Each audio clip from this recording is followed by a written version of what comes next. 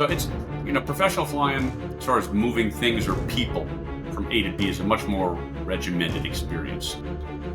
There's the job satisfaction from that is knowing that you did the mission as safely and efficiently as you can. I would give kids in that position the pointer to reach out and meet as many people in the professional aviation community as they can, whether it's military guys, and that means both fighters and transports, and helicopter guys.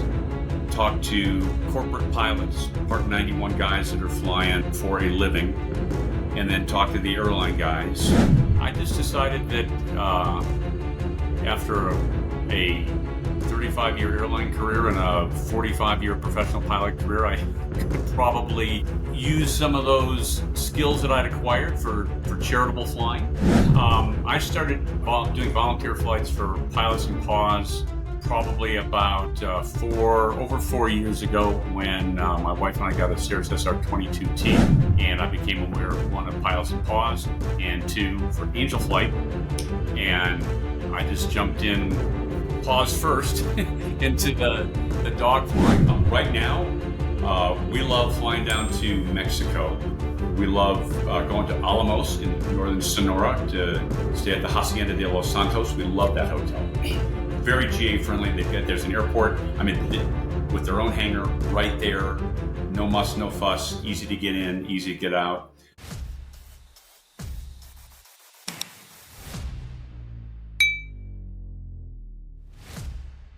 Today I have the awesome experience of bringing on one of my friends, a fellow pilot, and someone who knows a little bit about flying with people, with puppies, and with a purpose. Today I'm joined on the Plane Success podcast by David Weeks, one of my fellow Angel Flight West pilots. David, welcome to the podcast.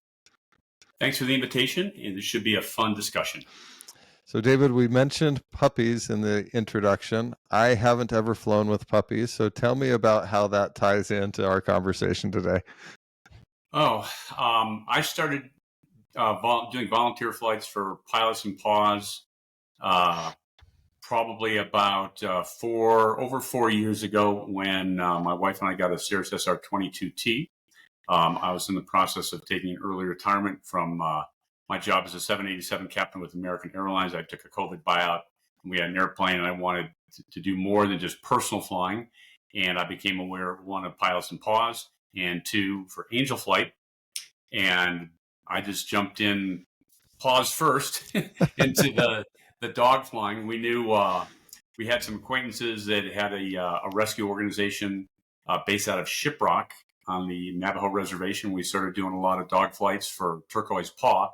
They're no longer functioning as a dog rescue organization. Four Corners Paws, I believe, is the name of their successor organization.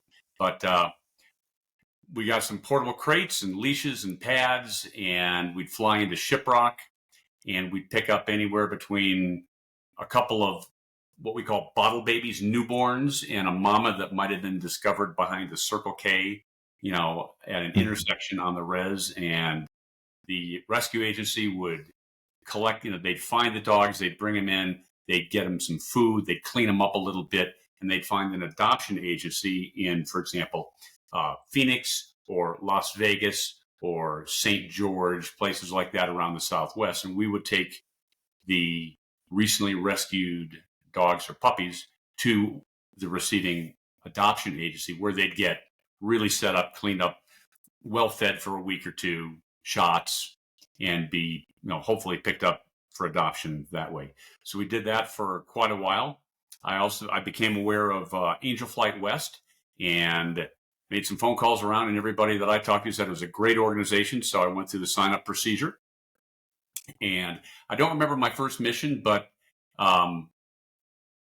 everything has gone successfully. I've got, I believe, about 70 Angel flights under my belt so far over the past 4.5 years. And I really enjoyed doing that.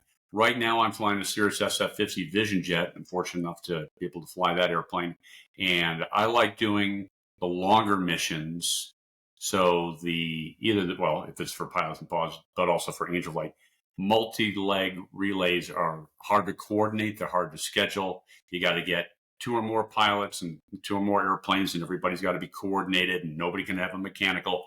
When you can do a mission as a single nonstop leg, it's easier for the Angel Flight client. It's easier for the puppies if it's a pilots and Paws flight, and it's much easier to coordinate for the organizing agency. So that's how I got started. That's the kind of flying I like to do now. So, David, tell me what attracted you to Angel Flight West, and then I would also love maybe some highlights from different flights that you've done, how people have responded, or maybe individual circumstances that have touched you in that flying. Oh, let's see. Well, I just decided that after a 35-year airline career and a 45-year professional pilot career, I could probably use some of those skills that I'd acquired for charitable flying. And Angel Flight is a great charitable organization, and I just decided to look into it and made some phone calls, talked to people, and everybody said they love flying for Angel Flight West. So as I said, went through the application procedure. I've carried young teenagers from Bullhead City down to Phoenix for chemo. I've taken little old ladies from Las Vegas down to the LA area for eye care treatment.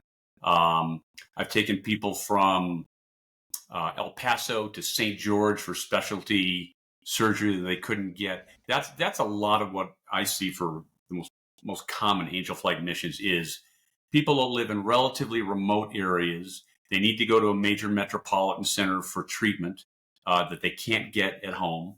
And especially if it's cancer treatment and it's chemo or radiation, they're tired. They may be debilitated. They're not in a position to drive hours and hours multiple times a month to get to the treatment facility, get it, and then get back home.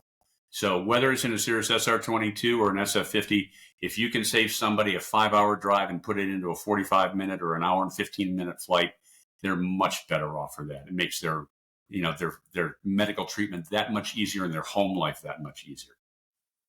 So, David, you've got 45 years of flying experience, which is about 20 times longer than what I have. So I'm curious. I've never had a real job. You just get to go play in the sky all the time. Yeah.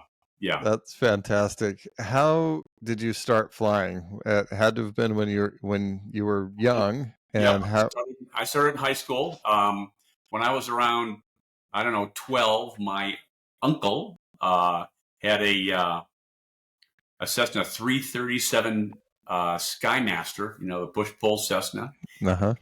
He lived back east, and he was visiting us in Cleveland, Ohio, and I got to ride in his airplane. And the hook was set. That was it. So I went through the plastic model phase, and then the control line airplane phase, flying control line airplanes in the front yard of our house. Wow. And then radio control airplanes. And I was bugging my parents, I want to learn how to fly when I'm old enough. And they said, well, yeah, you have to be able to drive yourself to flying lessons. My folks helped me get started, but by the time I was partway through college, I had my commercial and CFI initial rating. So I took some time off of college and went back to the flight school in Cleveland where I learned to fly and taught full time for a year, then went back into school. And I got out of college in 1979. I got a freight job flying Navajo Chieftains in New Hampshire, all up and down the East Coast. And that was the start of my professional flying career. So from that first moment, did you know, hey, this is just what I want to do? I want to be a professional pilot? Or was it, I want to fly airplanes, and then you discovered, oh, you can actually get paid for doing this? I didn't think about the get paid for this right off the bat. I didn't know any airline pilots. We didn't fly the airlines all that much. If we took family vacations, it was road tripping. But after getting an initial exposure into the professional flying world as a flight instructor, and then I'd get summer, after I was back in school in 77, 78, I I got some summer Part 135 jobs out of Trade-A-Plane advertisements. The classified ads in the back of Trade-A-Plane. Need pilot, call this number. Did that. It's like, this is pretty fun. This is pretty fun. And I decided that I wanted to do it full time. So I didn't pursue law school, vet school, med school, or anything like that. My degree is in art history. If I didn't want to go into flying full time, well, then I'd probably go to work in a gallery in New York or Boston. But I had a great aviation career. I was in the right place at the right time. So I was never furloughed, never let go. Moved up the ladder pretty quickly in the airlines. So I was pretty fortunate to have a great career. Tell us about some of the different aircraft that you've flown over that 45-year period. Some of the things maybe you liked about them, maybe some things that you didn't like about them. And are there any bucket list flight experiences that you still haven't checked off? Well, I'm probably not going to get into orbit, but I came up the general aviation route. Did not do any military flying. The first flight was in the mighty Cessna 150. This is pre-152 days, 100 horsepower Continental. Cessna 172. Did a lot of time in those. Learned to fly in that. Taught in those. Cessna 210s, great airplane. Let's see. I never really flew the Beechcraft series very much. I think I had about 1 hour in a straight tail Bonanza way back when, but it was primarily Cessna 310 for my multi-engine rating, and then flew the Piper Navajo Chieftain, my first full-time job when I got out of college in '79. Those are great airplanes, sturdy, tough. They'll carry ice. They're easy to fly. It's a good intro to multi-engine flying for an entry-level professional career. When I was in college, I scraped together some money. I bought a 1946 Luscombe 8A. I've never even heard of that, David. So you're going to have to describe it. It's a 2-seat. It was metal wing. You could also get them in fabric. 65 horse engine, tail wheel, with stick, heel brakes, center throttle. I mean, it was narrower and shorter than the Cessna 150 and slower, but it had a 12-gallon fuel tank that was up in the wings, up above the cabin. And I flew that airplane all over the Northeast. I'd fly it down to Florida, fly it back at 80 miles an hour on a good day. That was a great time builder, and the only tailwheel airplane I ever flown. I think I bought it for $3,500, sold it 3 years later for $3,500, which is a mistake, because if I know now what I should have known then, I would have taken the wings off it, just stored it in the hangar at the local airport and at the city where I was going to college. And when I could have afforded to fix it up nice, because it had no radios, no starter, didn't even have all the required instruments to fly the airplane, I would have overhauled it, and because now it'd be worth $25,000 or something. But easy come, easy go. Right. Let's see. Got some time in the Swearingen SA-227 Metro. After a couple of years of flying freight up and down the East Coast, the owner of the company, who lived in Scottsdale, said that I'm starting an air ambulance company. I've got some backers, and they're going to get us a SA-227 Metro made by Swearingen Aircraft. It was a very common 19-seat commuter airplane back in the day. And he said, anybody wants to come out to Phoenix and fly air ambulance out there? It's like, well, okay, I'd been into JFK and Newark and Cleveland and Detroit with boxes in the back of the Navajo 1,000 times. And I'd never been out west. So I was like, okay, boss, I'll go. So, had somebody drive my car out to Arizona and flew one of the airplanes out there. And 2 weeks later, went to SA-227 type rating school and got my first type rating in the Metro. It was type rating at the time because it was over 12,500 pounds. 2-pilot airplane. Got about 400 hours in the Metro, doing air ambulance flying all over the Southwest. And then after that, got a lucky break, and I got hired by Gates Learjet as a demonstrator pilot for them. I was the first officer, but that was the entry. That was really the critical break as far as getting into the airline business. Is I got 1,800 hours in various Learjet types over a couple of years before I started moving up to the airlines. Of those initial first planes that you were flying, Was there a favorite? What was that was just enjoyable for you to fly? I mean, those are very different flying experiences from going 80 miles an hour now doing air ambulance, so or Lear Yes. jets. No, the Luscombe 8A was great. I mean, it had a couple of holes in the panel where some of the instruments used to be, no radio. It's just day VFR, and it was just you get the sectional chart out, you draw the line on the sectional. It's like, okay, I'm going to fly that line from Middlebury, Vermont, down to Marathon, Florida, over 2 days. And this was in the area. Call up the flight service station on get a weather briefing, but no radio. You got your E6B and you figure it out, and you look at there's a lake and there's a power line and there's a little town over there and there's a railroad. I'm not lost. I know where I am. So that was great because, once you get in the professional world, it's not like that anymore. Yeah. How is that flying different for those that may not know?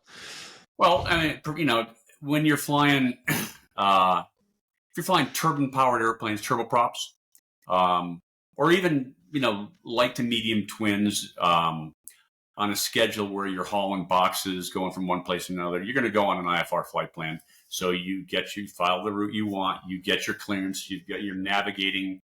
At the time, this was all pure VOR navigation. GPS somebody thought of it, but there was no GPS yet, at least not for general aviation airplanes. So it's, professional flying, as far as moving things or people from A to B, is a much more regimented experience. There's the job satisfaction from that is knowing that you did the mission as safely and efficiently as you can. But it's a lot different than just saying, I'm going to go out and follow that railroad and see where it goes.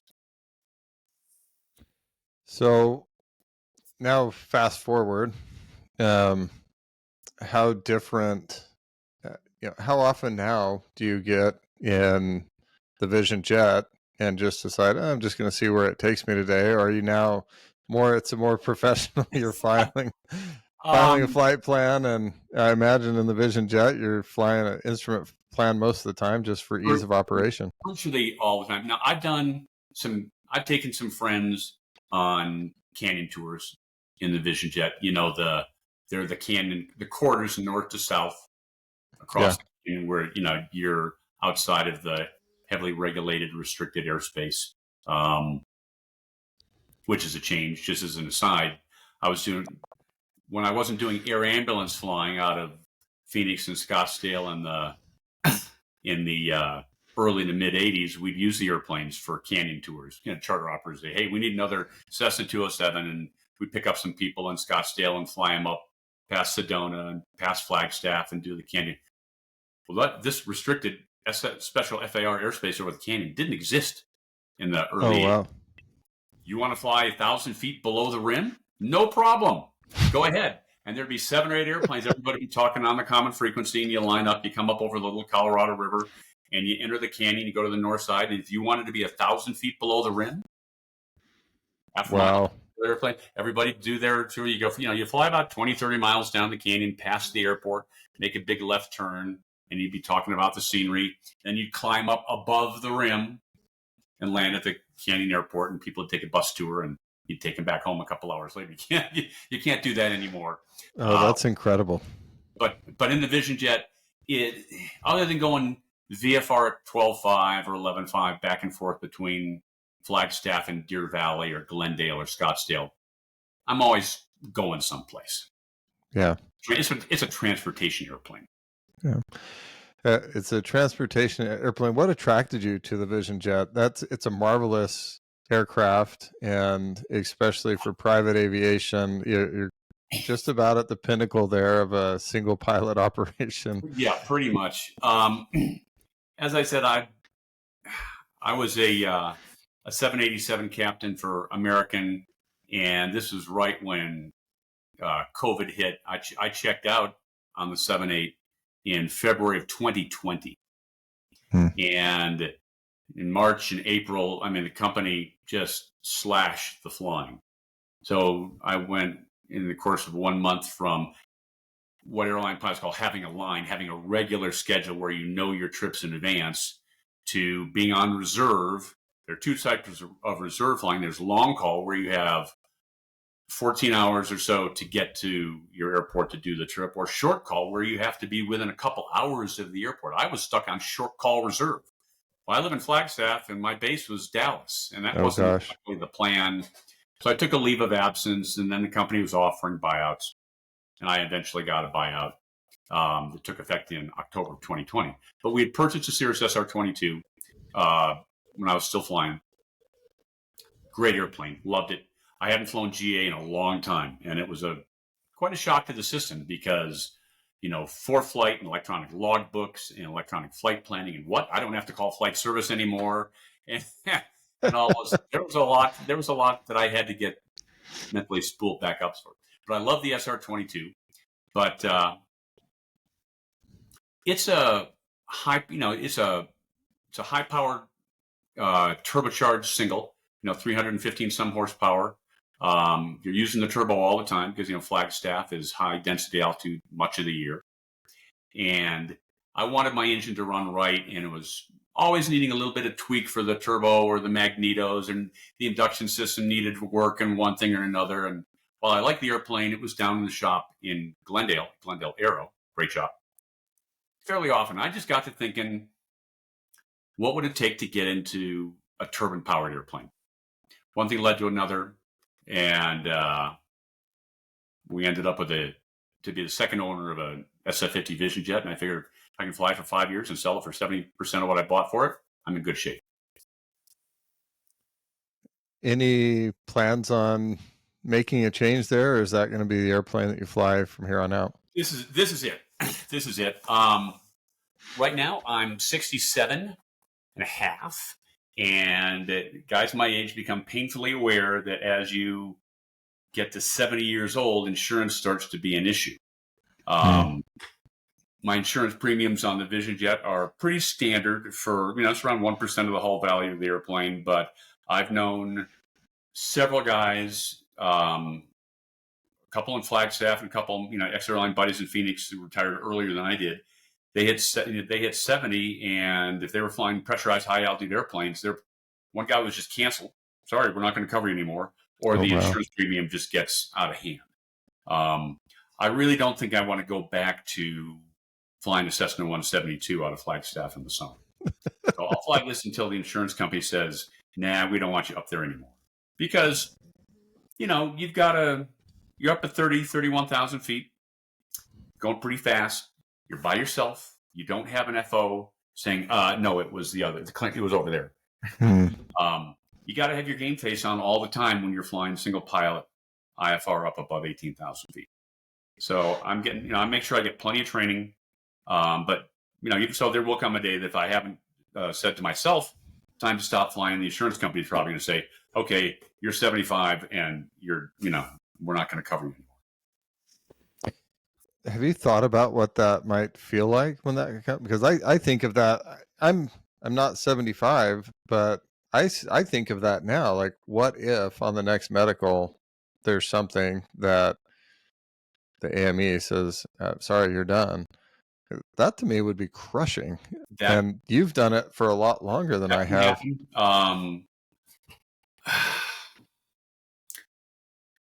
I wouldn't say that I'm ready for it, but I know it's out there. It seems to me that a lot of professional pilots, if they're working in the business from, say, age 25 to 65, that's 40 years. Most guys, not all, most guys are going to have one or more medical experiences sometime in their career. Maybe they're on the ground for a month or two, maybe it's a year. Some guys will suddenly lose their medical mid-career with no warning. So, I've had my one or two instances where I was stuck on the ground for a couple of months before it was resolved. So I know it's out there, but when it's time to hang it up, I'll accept it, but I won't enjoy it. What would you pick up in? Aviation takes time and it's enjoyable. For me, anyway, there's a huge happiness component with it. There's an opportunity to serve with Angel Flight West.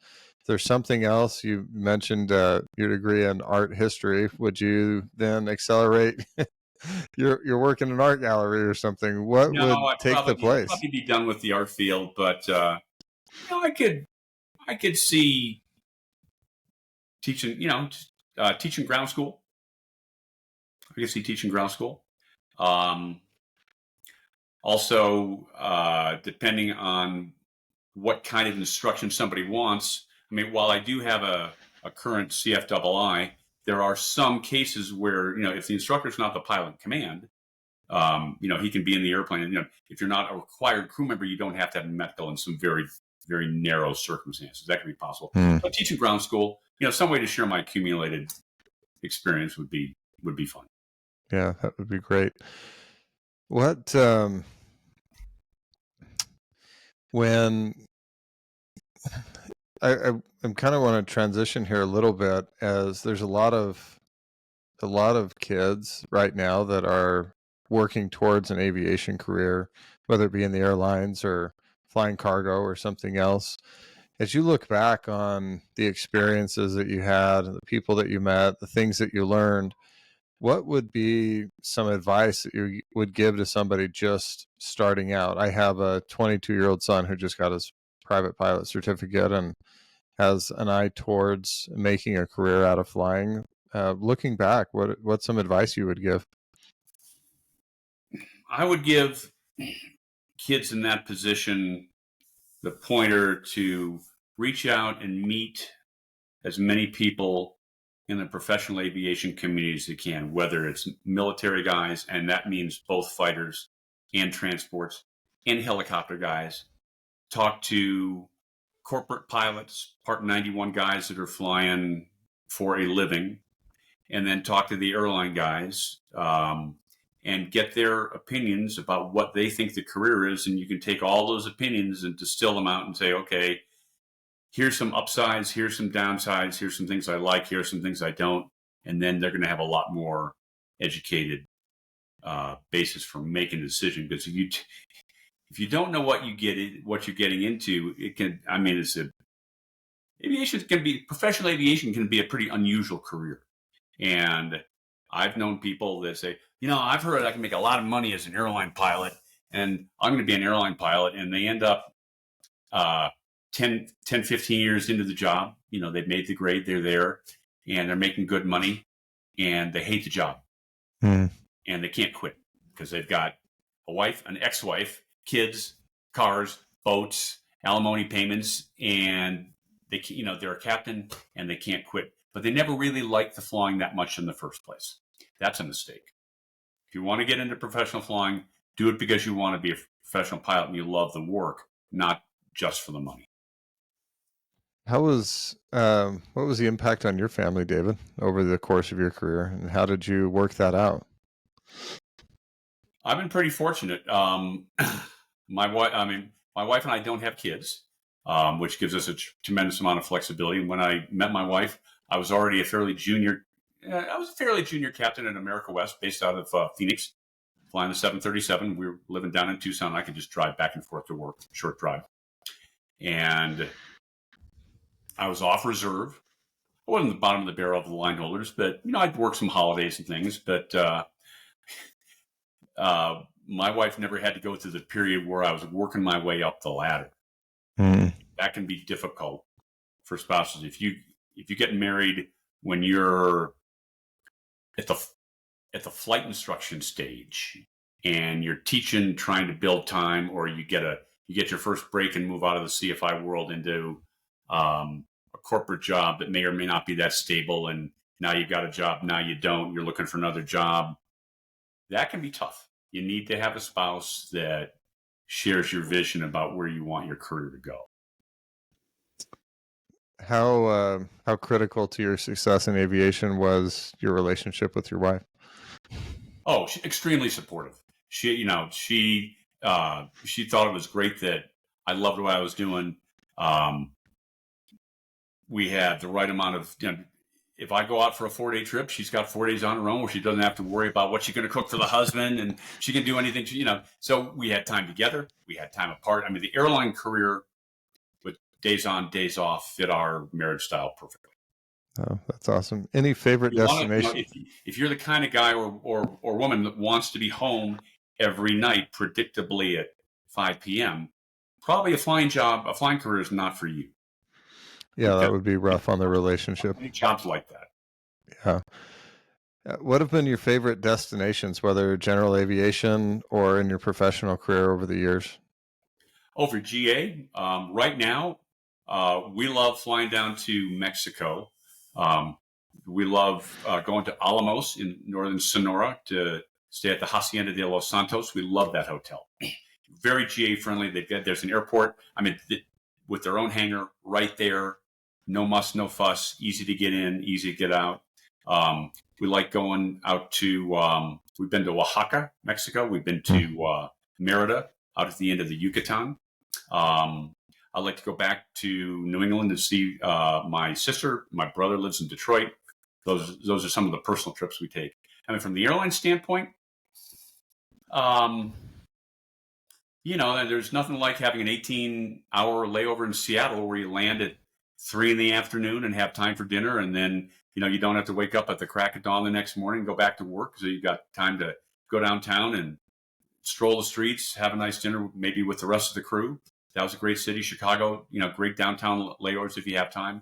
If it's 12 hours and it's just go to the airport hotel, it doesn't really make that much difference. Yeah. Did you ever have any concerns going into Mexico? I have not. You need to make sure that you have the paperwork all squared away, and the Mexican government has been changing the paperwork requirements for entry permits and what you have to file and how you have to file it.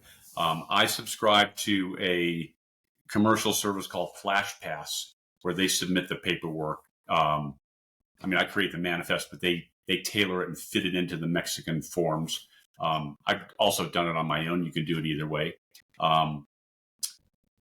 So I haven't had any issues with Mexico. Sometimes you'll find an airport that customs or immigration takes a little longer than other places, but going to Alamos, we'll stop at Ciudad Obregón, and the comandante there is great. It's an easy process, no muss, no fuss, quick in and out. Oaxaca is good. I have used a handler at some larger airports on occasion, just because it makes, if you've got to take your luggage a quarter of a mile from the ramp to the immigration office, that can be easier. But I haven't had any issues flying in and out of Mexico. Are you doing any charity flying into Mexico? I know there's several organizations that provide flights for doctors and other things down there. As you mentioned, about a little over a year ago, I started doing volunteer flights for Flying Doctors of Mercy, also known as Liga International. Liga has a clinic down in the small town of El Fuerte, Sinaloa, which is it's about 100 miles south of Ciudad Obregón. And once a month from September through June, they run clinics where they'll have maybe, I've seen 15 airplanes or more bring medical personnel in from the Southern California area, the Phoenix area. I brought in medical techs and nurses and RNs from Flagstaff. Occasionally they'll commercially fly in high-powered specialists into Phoenix, and they'll fly them down from there. So everybody shows up at El Fuerte, Sinaloa, usually on a Thursday, and then there's clinic on Friday and Saturday, and everybody goes back on Sunday to where they came from. And it's a great bunch of people. They provide medical care for people in this area. They'll have people walk 25, 30 miles into the clinic on foot to get medical care. It's outpatient care. They're not going to do, highly invasive surgery, but bad teeth, orthopedic problems, glaucoma, easy OBGYN stuff. They get hundreds of patients. It's a great organization. They're celebrating their 90th year in business, doing volunteer work down in El Fuerte this year. And I really enjoy flying for them. That's incredible. I am looking forward to my first flight with Liga. I signed up last year, and then right after I signed up, I had some mechanical issues with my Bonanza, and then ended up selling it and missed out on the opportunity to fly down. But I'm fluent in Spanish, and I'd love to fly, so I think I'd be a good fit. You'll enjoy it. I mean, a lot of people would say, Sinaloa, that's cartel country. I mean, you're okay with that? Well, every airport in Mexico, as soon as you open the door, the first people you meet are the guys with the M16s, because I mean, there's security at every airport. It's a small airport. It's guarded 24 hours a day. Nobody, everybody in El Forte knows that anybody coming down associated with Liga is doing a real service for the community. And, we're not going to go wandering out 50 miles from town on Saturday night. Everybody hangs out downtown. The restaurants all know us. Everybody's all great. And we all feel very, very secure flying. What an amazing thing, David. So we've talked about flying past, flying future, however long that might be. I want to give you a chance just to give a quick plug for the different charitable organizations that you fly for, talk about what their mission is, who they benefit, and why you enjoy flying with them. And, maybe what message you would give to young flyers. Again, I didn't realize charitable aviation was a thing until after I started flying. When I was flying professionally, for the airline, I mean, I didn't own an airplane and I was out of touch with the GA world. I really had no idea what was out there, but there are a number of great organizations. And as you said, the ones I fly for, we just talked about Liga, Flying Doctors of Mercy. They fly people down to their clinic in El Fuerte once the first weekend of the month, September through June. Great organization. The Bonanza is the aircraft of choice for most of the Liga guys. So you'll fit in. Seemed like if you didn't have a Bonanza, they wouldn't invite you to fly with them. It seemed like a prerequisite. Almost. Pilots and Paws is a great way to start in the volunteer flying world, because if you're nervous about, gee, I've got a cancer patient next to me, and what if we don't make it to the destination, or what if they get sick in flight? When you have people who have medical conditions, it can make it's easy to get nervous until you get the hang of it. Pilots and Paws is a much more decentralized organization. You sign up, fill out the form, send in your stuff, but it's basically they post their trips on the Pilots and Paws web board, and you can look at it and sort them however you want. Say, oh, here's this trip, and you just make the contact yourself to the person who posted the request on the PNP website, and you go from there. Angel Flight is, I think, about the pinnacle of the volunteer aviation medical transport facilities. It's got a full-time staff. The staff is great to work with. They handle the paperwork generally excellently.